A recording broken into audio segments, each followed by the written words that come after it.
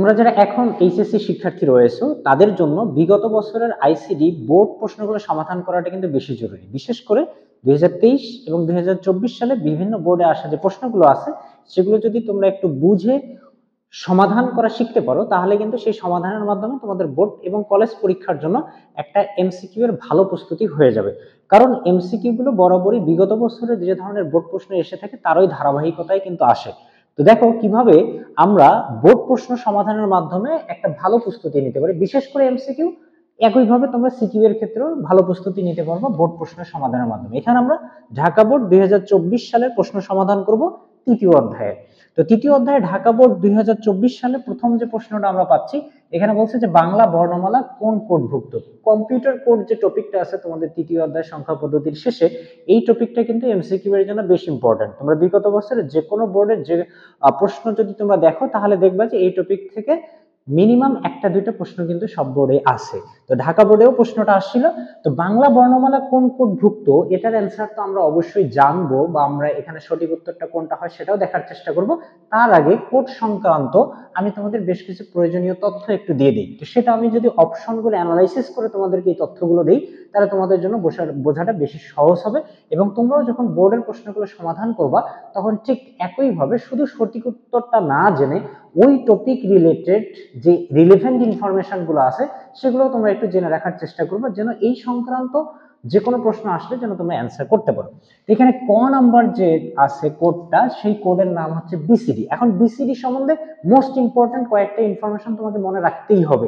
সেক্ষেত্রে প্রথমটা হচ্ছে যে বিসিডি এর ফুল মিনিংটা কি। তো বিসিডি এর ফুল মিনিং কিন্তু আমরা জানি যে বাইনারি কোডেড ডেসিমাল। তোমার কাছে বিসিডি এর পুনরূপ জানতে চাইতে পারে এমসিকিউতে। এরপরে আমরা যে রিলেভেন্ট ইনফরমেশন মনে রাখবো সেটা হচ্ছে বিসিডি কোড কয় বিটের কোড। বিসিডি কোড হচ্ছে 4 বিটের কোড, অর্থাৎ যে কোনো মানকে বিসিডি তে প্রকাশের জন্য আমাদের বিটের প্রয়োজন হবে কয়টা, 4টা। এরপরে তোমাকে মনে রাখতে হবে যে বিসিডি হচ্ছে একটা নিউমেরিক কোড। বিসিডি এর মাধ্যমে আমরা কেবলমাত্র যেগুলো নাম্বার বা সংখ্যা সেই মানগুলোকেই কোডে প্রকাশ করতে পারি, এই জন্য এটাকে বলা হচ্ছে কি নিউমেরিক কোড। বিসিডি কেবলমাত্র ডেসিমেলের যে মানগুলো আছে সেই মানগুলোকে কোডভুক্ত করতে পারে।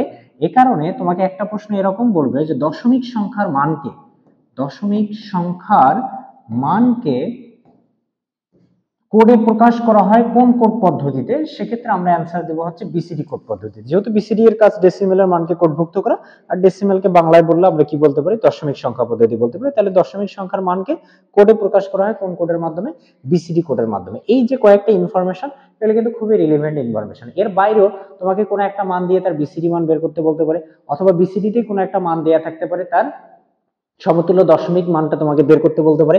অথবা একটা বিসিডি আছে যেটাকে আমরা বলতেছি কি 8421 বিসিডি। এই বিসিডিটাকে আমরা বলি হচ্ছে এনবিসিডি বা ন্যাচারাল বাইনারি কোডেড ডেসিমাল। এবং এই বিসিডিটাই কি করা হয়, সব থেকে বেশি ব্যবহার করা হয়, এবং এই বিসিডিটাকে সব থেকে জনপ্রিয় একটা বিসিডি কোড। তাহলে আমরা বিসিডি সম্বন্ধে জানলাম। গ নম্বরে আছে, দেখো গ নম্বরে আছে ইবিসিডিএসি কোড। তো ইবিসিডিএসি টা হচ্ছে বিসিডি এরই এক্সটেন্ড ভার্সন। দেখো এখানেও কিন্তু কি আছে, বিসিডি শব্দটা কিন্তু আছে। বিসিডি কোডকে বর্ধিত করলে আমরা যে কোড পাই সেই কোডটাকে কি বলা হচ্ছে, ইবিসিডিএসি কোড বলা হচ্ছে। এটার যদি ফুল মিনিং তুমি জানে রাখতে চাও সেটা হচ্ছে extended binary coded decimal interchange code. Full meaning গুলো অবশ্যই জানতে হবে। বিসিডি আমরা পড়ছিলাম কয় বিটের, বিসিডি আমরা কিন্তু একটু আগে জানলাম যে 4 বিটের। এই ইবিসিডিএসি টা তোমাকে মনে রাখতে হবে 8 বিট। তাহলে বিসিডি কয় বিট, 4 বিট, আর ইবিসিডিএসি কয় বিট, 8 বিট। ইবিসিডিএসি কি বিসিডি কোডের এক্সটেন্ড বা বর্ধিত সংস্করণ বা ভার্সন। এদিকে যদি আমরা যাই তাহলে আমরা পাচ্ছি আস্কি কোড। তো আস্কি কোড আবার দুইটা, একটা হচ্ছে কি আস্কি 7, একটা হচ্ছে আস্কি 7 আর একটা হচ্ছে কি আস্কি 8। একটা হচ্ছে আস্কি 7 আর একটা হচ্ছে আস্কি 8। তো আস্কি 7 কয় বিট বুঝতে পারতেছো, যেহেতু তার নাম 7 দ্বারা দেয়া আছে তাহলে তুমি সহজেই মনে রাখবে যে আস্কি 7 হচ্ছে 7 বিট। আর আস্কি 8 তাহলে কয় বিট, তুমি মনে রাখবে আস্কি 8 হচ্ছে 8 বিট। যেহেতু আস্কি 7 7 বিট তাহলে এখানে মান রাখা যাবে 2 টু দি পাওয়ার 7 অর্থাৎ 128টা। আর যেহেতু আস্কি 8 8 বিট তাহলে এখানে আমরা মোট মান রাখতে পারবো 2 টু দি পাওয়ার 8 অর্থাৎ 256টা। আস্কি 8 সম্বন্ধে তোমাকে আরো কয়েকটা তথ্য মনে রাখতে হবে যে আস্কি 8 কোডে কোন বিট যুক্ত করা হয়েছে, ASCII 8 কোডে তোমার হচ্ছে প্যারিটি বিট যুক্ত করা হয়েছে। তাহলে তোমাকে এমসিকিউ তে বলতেই পারে যে প্যারিটি বিট যুক্ত কোড কোনটা, তাহলে আমরা অ্যানসার দিব হচ্ছে ASCII 8। আবার তোমাকে এটাও বলতে পারে যে প্যারিটি বিট যুক্ত কোড কত বিটের, তাহলে ASCII 8 যেহেতু 8 বিটের, তাহলে প্যারিটি বিট যুক্ত কোডটাও কত বিটের হবে, 8 বিটেরই হবে, তাই না? তাহলে ASCII 8 কত বিটের, 8 বিটের। আর ASCII 8 এ কোন বিট যুক্ত করা হয়, প্যারিটি বিট যুক্ত করা হয়। এই রিলেটেড কিন্তু আরো অনেক ইনফরমেশন আছে, আমি জাস্ট তোমাকে যেগুলো খুবই রিলেভেন্ট এবং এমসিকিউ তে আসার উপযোগী এবং তোমাকে মিনিমাম এই তথ্যগুলো মনে রাখতে হবে, সেগুলাই আমি জানাই দেওয়ার চেষ্টা করতেছি।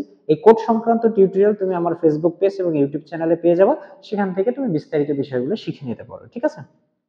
এরপরে দেখো আমরা ফাইনালি পাচ্ছি কোন কোড, ইউনিকোড। তো এই ইউনিকোড এর ফুল মিনিং যদি জানতে চাও, ইউনিকোডের ফুল মিনিং হচ্ছে ইউনিভার্সাল কোড। ইউনিকোডের ফুল মিনিং হচ্ছে ইউনিভার্সাল কোড। পৃথিবীর সকল ভাষা কোন কোডভুক্ত, পৃথিবীর সকল ভাষা হচ্ছে ইউনিকোডভুক্ত। পৃথিবীর সকল ভাষা কোন কোডভুক্ত, পৃথিবীর সকল ভাষা ইউনিকোডভুক্ত। যেহেতু পৃথিবীর সকল ভাষা ইউনিকোডভুক্ত, তাহলে বাংলা ভাষাও কোন কোডভুক্ত, বাংলা ভাষাও কিন্তু ইউনিকোডভুক্ত। আর এখানে সকল ভাষাকে স্থান দেওয়ার জন্য কতগুলো বিট রাখা হয়েছে, ইউনিকোড হচ্ছে 16 বিটের কোড। আর 16 বিটের মধ্যে মোট মান রাখা যাবে 2^6, অর্থাৎ 65,536টা মান কিন্তু আমরা রাখতে পারবো। তাহলে ইউনিকোড সম্বন্ধে আমাদের মিনিমাম কি কি জানতে হবে, যে ইউনিকোডের পূর্ণ নাম হচ্ছে ইউনিভার্সাল কোড বা সার্বজনীন কোড। পৃথিবীর সকল ভাষায় কোন কোডের অন্তর্ভুক্ত, ইউনিকোডের অন্তর্ভুক্ত। বাংলা ভাষা কোন কোডের অন্তর্ভুক্ত, ইউনিকোডের অন্তর্ভুক্ত। ইউনিকোডের মোট বিট সংখ্যা কয়টা, 16টা। আর 16টা বিটের মধ্যে মান রাখা যাবে 2^16, অর্থাৎ 65,536টা। তাহলে মোটামুটি এখানে যে 4টা অপশনে 4টা কোডের কথা বলছিল, তাহলে সেই 4টা কোড সম্বন্ধে মিনিমাম এতটুকু ইনফরমেশন আমরা কিন্তু মনে রাখতেই হবে। এর বাইরেও আরো বিভিন্নভাবে বিভিন্ন প্যাটার্নে অনেক ধরনের প্রশ্নই আসতে পারে, এই কারণে তোমরা কিন্তু কোডের টিউটোরিয়ালটা দেখে নেবে। আচ্ছা, এখন আমরা অ্যানসার বের করি যে বাংলা বর্ণমালা কোন কোডভুক্ত। যেহেতু বাংলা ভাষার বর্ণগুলো ইউনিকোডের অন্তর্ভুক্ত আছে, তার মানে বাংলা বর্ণমালাগুলো কোন কোডের অন্তর্ভুক্ত হবে, ইউনিকোডের অন্তর্ভুক্ত হবে। তাহলে এখানে সঠিক যে অ্যানসারটা হবে, সেই সঠিক অ্যানসারটা হবে ঘ। তো তোমরাও যদি পড়ার সময় এ সময় তোমরা যখন এমসিকিউ এর প্রশ্নগুলো সমাধান করবা বোর্ডের বা যে কোনো সময়, যদি তুমি যে কোনো ধরনের এমসিকিউ সমাধান করো, তাহলে এভাবে একটু অ্যানালাইসিস করে তুমি পড়ার চেষ্টা করবে, এতে তোমার পড়া রিভিশনও হবে। আবার তুমি যদি কোনো তথ্য না জেনে থাকো, তাহলে সেটা তোমার জন্য নতুন ভাবে জানা হবে। এই সংক্রান্ত যে কোনো ধরনের প্রশ্ন পরবর্তীতে তোমার বোর্ড পরীক্ষা আসলে তুমি সেটা আর ভুল করবে না বা এটা মিস হবে না। ওকে, তাহলে আমরা এখন পরবর্তীতে আমি তথ্যগুলো মিশাই দিচ্ছি, আমাকে পরের স্লাইডে যাইতে হবে। তোমরা টিউটোরিয়াল পজ করে যদি লিখে নেওয়ার প্রয়োজনীয়তা মনে করো, তাহলে লিখে নিতে পারো, অথবা কোড সংক্রান্ত একটা পূর্ণাঙ্গ টিউটোরিয়াল দেয়া হয়েছে, তোমরা সেখান থেকেও সেটা পুরোপুরি শিখে নিতে পারো। আচ্ছা, নেক্সট এখানে বলছে যে একটা বাইনারি মান দেয়া আছে, এর সমতুল্য অক্টাল সংখ্যা কত। সংখ্যা পদ্ধতির রূপান্তর এক টিউটোরিয়ালে কিভাবে শিখে নিতে হয়, এর একটা টিউটোরিয়াল তুমি এই ইউটিউব চ্যানেলেই পেয়ে যাবে, এবং ফেসবুক পেজে যদি তুমি ভিডিওটা দেখো, তাহলে ফেসবুক পেজের যে ভিডিও সেকশন আছে এখানে গেলেই তুমি কিন্তু পেয়ে যাবে। জাস্ট 20 মিনিটের একটা টিউটোরিয়াল এবং ক্লাস, এটা দেখলে তুমি সকল সংখ্যা পদ্ধতির রূপান্তরগুলো কিন্তু এক ক্লাসের মধ্যেই শিখে যাবে। তারপরেও এই প্রশ্ন সমাধানের জন্য যতটুকু তোমার জানা প্রয়োজন সেটা আমি তোমাকে জানাই দিচ্ছি।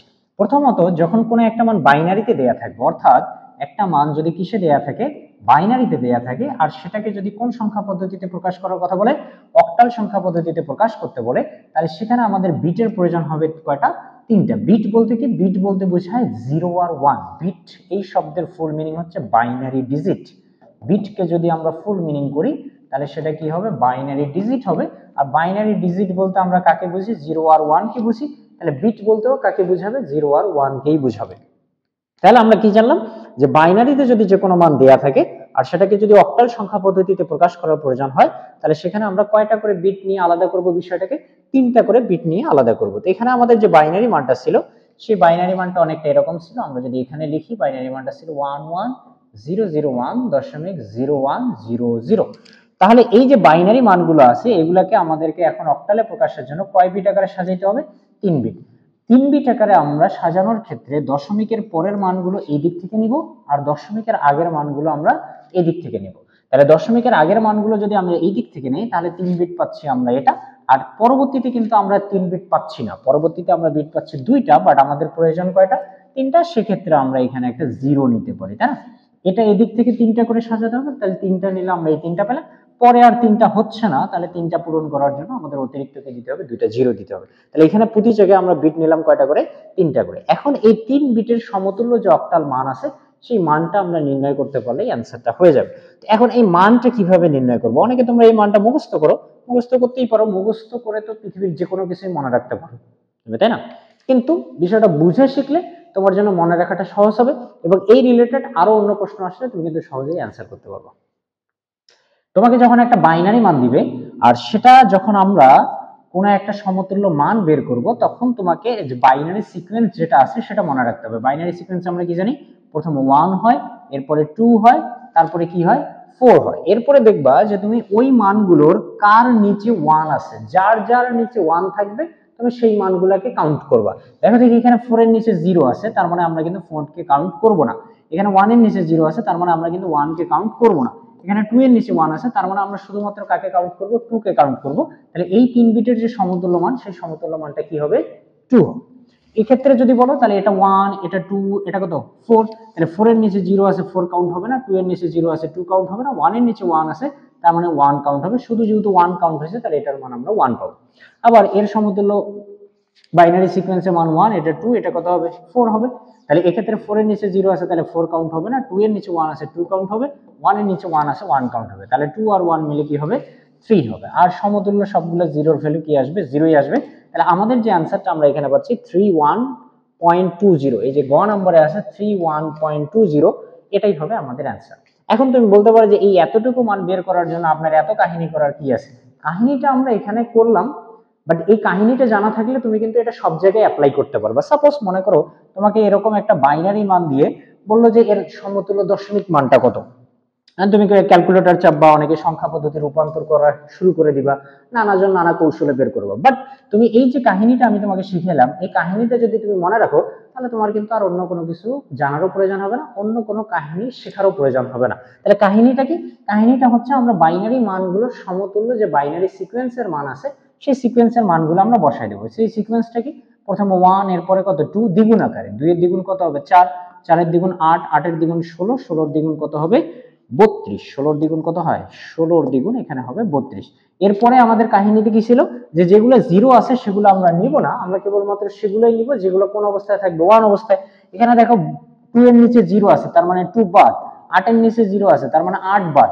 আমরা নিব যেগুলোর নিচে কেবলমাত্র কি থাকবে, 1 থাকবে। তাহলে এখানে 32, 16, 4 আর 1, এগুলোকে কাউন্ট করতে হবে। তাহলে 32, 16, 48, 4, 52 আর 1 কত, 53। তাহলে এই বাইনারিকে আমরা যখন ডেসিমেলে প্রকাশ করব, সেটার সমতুল্য ভ্যালু কত হবে, 53 হবে। তো এই বিষয়টা জানা থাকলে তোমার কিন্তু কখনোই কোনো বাইনারি মানের সমতুল্য মানটা কত এটা বের করতে আর কখনোই কোনো অসুবিধা হবে না।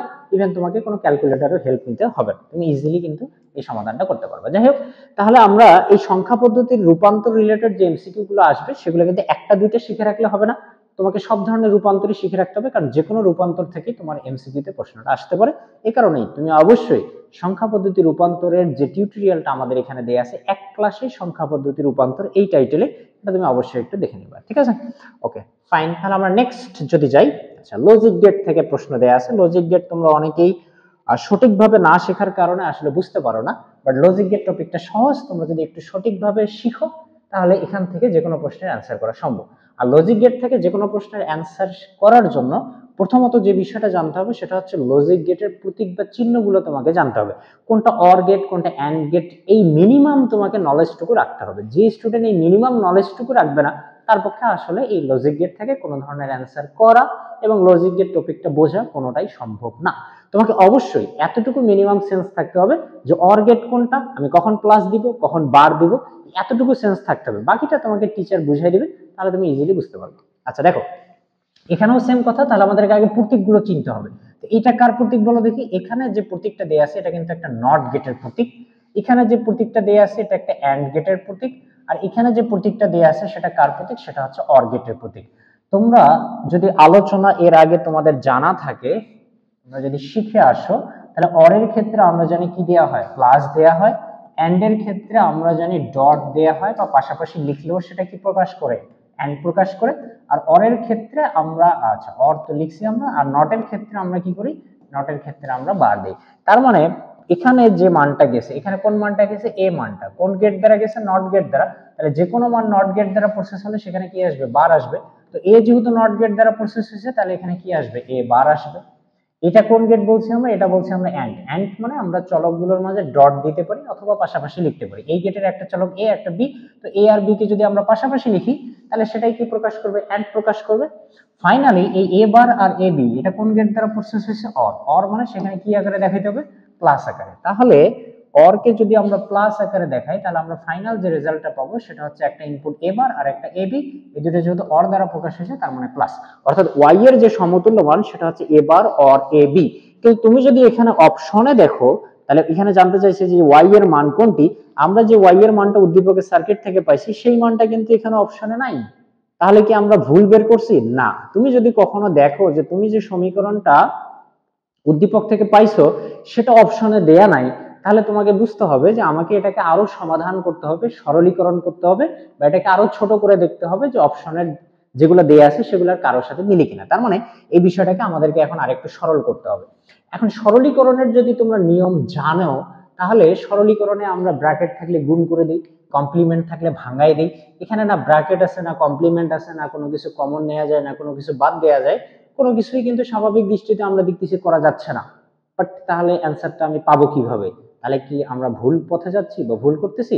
বিষয়টা কিন্তু এরকম না। কেন নয়, কারণ তোমাকে সরলীকরণের ক্ষেত্রে একটা খুবই ইম্পর্টেন্ট সূত্র মনে রাখতে হবে, সেটা হচ্ছে একটা উপপাদ্য আছে, বুলিয়ান উপপাদ্য, বিভাজন উপপাদ্য নামে, এ অর বি সি। খুবই ইম্পর্টেন্ট উপপাদ্য। এই উপপাদ্যটা দিয়ে তুমি বেশিরভাগ সময়ই অনেক সরলীকরণগুলোকে সহজেই অ্যান্সার করে নিতে পারবে। সেটা তোমরা মনে রাখবা যে এ অর বি সি আকারে যদি আমরা কোনো কিছু প্রকাশ করতে পারি তাহলে এটা সমান আমরা লিখতে পারি এ অর বি, আর কি লিখতে পারি, এ অর সি লিখতে পারি। এটা একটা বুলিয়ান উপপাদ্য যেটাকে বলা হচ্ছে বিভাজন উপপাদ্য। তাহলে এখানে যে মানটা আছে এই মানের এটাকে আমরা কি ধরে নিতে পারি বলো দেখি, এই অংশটাকে আমরা এ ধরে নিতে পারি, এটাকে আমরা বি ধরে নিতে পারি, আর এইটাকে আমরা কি ধরে নিতে পারি, সি ধরে নিতে পারি। তাহলেই কি সূত্রটা হয়ে গেল না, a or B C. Math যেহেতু আমরা ধরে নিতেই পারি, এবার কে আমরা এ ধরলাম, এ কে বি ধরলাম, আর বি কে আবার কি ধরলাম, সি ধরলাম। তাহলে কি হয়ে গেল, এ অর বি সি হয়ে গেল না। আর যখনই আমরা কোনো কিছুকে এ অর বি সি আকারে প্রকাশ করতে পারবো তাহলে সেটা সমান কি লেখা যাবে, এ অর বি লেখা যাবে, আবার কি লেখা যাবে, এ অর সি লেখা যাবে। তাহলে তুমি এ কাকে ধরছো বলো দেখি, এ বার কে। তাহলে এ অর বি মানে কি, এ বার অর এ। তারপরের অংশ কি, এ অর সি। তো এ কাকে ধরছো তুমি, এ বার কে, আর সি কাকে ধরছো তুমি, বি কে। বুলিয়ান উপপাদ্য পড়ে আসলে তুমি এটাও জানতে পারবা যে কোথাও যদি এ বার অর এ এই মানটা পাওয়া যায় তাহলে সেটা সমান আমরা বুলিয়ান উপপাদ্যের নিয়ম অনুসারে 1 লিখতে পারি। তাহলে এই যে দেখো এখানে এ বার অর এ পাইছি আমরা, তার মানে এই অংশটুকু 1, আর অবশিষ্ট যে অংশটা থাকতেছে সেই অংশটা হচ্ছে কি এ বার অর বি। তার মানে এই মানটাকে আমরা যদি সমাধান করি বা সরল করি তাহলে আমরা যে রেজাল্টটুকু পাবো সেটা হচ্ছে এ বার অর বি। এখন আমরা একটু দেখি যে অপশনে এটা আছে কিনা। হ্যাঁ আছে, খ নম্বরে আছে, তাহলে এটাই হবে আমাদের সঠিক উত্তর। বোঝা গেছে? তাহলে আমরা যে আউটপুটটা পাবো সেটা যদি সরাসরি আমাদের প্রশ্নের অ্যান্সারে দেয়া না থাকে তাহলে সেটাকে আমরা আরেকটু সমাধান বা সরল করে দেখব যে আমরা অ্যান্সারটা মিলাইতে পারি কিনা। আর এই সরলীকরণের ক্ষেত্রে তোমাকে অবশ্যই সরলীকরণের নিয়ম এবং বুলিয়ান যে উপপাদ্যগুলো আছে সেটা মনে রাখতে হবে। তার মধ্যে সবথেকে ভালোভাবে মনে রাখতে হবে এই যে বিভাজন উপপাদ্যে যে এ অর বি সি সূত্রটা আছে, এটা আমাদের সরলীকরণ সহজে সমাধান করতে অনেক বেশি হেল্প করবে। ওকে, তাহলে আশা করি এই প্রশ্নটাও তোমরা বুঝতে পারছো। তো এখানে আরো একটা প্রশ্ন আছে, বলছে যে y ইকুয়াল 0 পাওয়ার জন্য আমাদেরকে কোন অপশনটা সঠিক রেজাল্ট দিবে। অর্থাৎ এই যে সমীকরণটা আছে এই সমীকরণটা ব্যবহার করে আমরা যদি 0 রেজাল্ট পাইতে চাই তাহলে a ও b এর ইনপুটের মানটা কি হবে। তো আমরা যেহেতু এটাকে সমাধান করে ছোট করে ফেলছি, আমরা এই যে সমাধানকৃত অংশটা এটা দ্বারা যদি রেজাল্টটা বের করার চেষ্টা করি তাহলে আমাদের জন্য কিন্তু বেশি সহজ হবে। তাহলে এই সার্কিটের বা উদ্দীপকের যে চিত্রটা আছে এটা সমাধানকৃত মান আমরা কি পেলাম, এ বার অর বি। তো আমরা যদি অপশন এ দ্বারা চেক করি, অপশন এ দ্বারা চেক করলে এ এর মান 0। তো এ এর মান যদি 0 হয় তাহলে এখানে এ বার আছে 0 বার। 0 বার মানে তোমরা কি জানো, 1 জানো না, তাহলে এটা হবে 1। আর বি এর মান হবে কত, 0। তো 1 আর 0 অর করে রেজাল্ট কি আসে, 1 এ আসে। অর এর ক্ষেত্রে তোমরা জানো যে কোনো একটা মান 1 থাকলেই আমরা তার রেজাল্টে কি পাই, 1 পাই। তার মানে অপশন এ দ্বারা কিন্তু আমরা কি পাচ্ছি না, 0 পাচ্ছি না। আবার বি এর ক্ষেত্রে এ 0 আছে, এ 0 মানে কি এবার হবে। আবার বি কি আছে, 1 আছে। তো 1 আর 1 অর করলেও রেজাল্ট কি আসে, 1 ই আসে। তার মানে এই ক্ষেত্রেও সঠিক অ্যান্সার আসতেছে না। আচ্ছা দেখো গ নম্বরে বলছে এ 1। তো এ যদি 1 হয় তাহলে এ বার, এবার মানে তাহলে কি হবে, 0 হবে। আর বিও কি আছে, 0 আছে। তাহলে এবার দেখো এও 0 হয়ে গেছে, বিও 0 হয়ে গেছে, তো 0 আর 0 অর করে রেজাল্ট কিন্তু কি আসে, 0 আসে। আর ওয়াই এর মান বা রেজাল্ট আমাদের কাছে কি জানতে চাইছে, 0। তাহলে 0 পাওয়া যাচ্ছে কোন অপশনের মাধ্যমে, গ এর মাধ্যমে। আমরা যদি ঘ চেক করি, ঘয়ে এখানে এ এর মান আছে 1, তো এবার হবে কি 0, বাট বি এর মান কিন্তু আছে 1, তো 0 আর 1 রেজাল্ট কি আসবে 1, তার মানে ঘ কিন্তু সঠিক অ্যান্সার দিবে না। তাহলে 0 আসতেছে কোনটা ব্যবহার করে, গ ব্যবহার করে, এই কারণে সঠিক অ্যান্সার এখানে কি হবে, গ হবে। এটা আমি বুঝাইতে তোমাকে অনেক টাইম লাগলো, বাট তুমি এগুলো বুঝতে পারলে ইজিলি মান বসায় হোক বা নিজে থেকে চিন্তা করে হোক তুমি কিন্তু অ্যান্সারটা সহজেই বের করতে পারবে। তার জন্য তোমাকে বেসিক কিছু নলেজ মনে রাখতে হবে। কি, যেখানে যদি প্লাস আছে, এই যে আমরা বলছি প্লাস থাকলে কি হয়, প্লাস থাকলে অর হয়। আর অরের ক্ষেত্রে অ্যাপ্লিকেশনটা কিরকম, যে কোনো একটা মান যদি 1 হয় তাহলে সেক্ষেত্রে আমরা রেজাল্টে কি পাবো, 1 পাবো। সেই অনুযায়ী কিন্তু আমরা রেজাল্ট 0 আসতেছে না 1 আসতেছে এটা কিন্তু বের করতেছি। এখন তুমি যদি নাই জানো যে অরের ক্ষেত্রে 1 থাকলে 1 হয়, তাহলে এটা তো তোমার পক্ষে সঠিকভাবে অ্যান্সার করাটা সম্ভব না।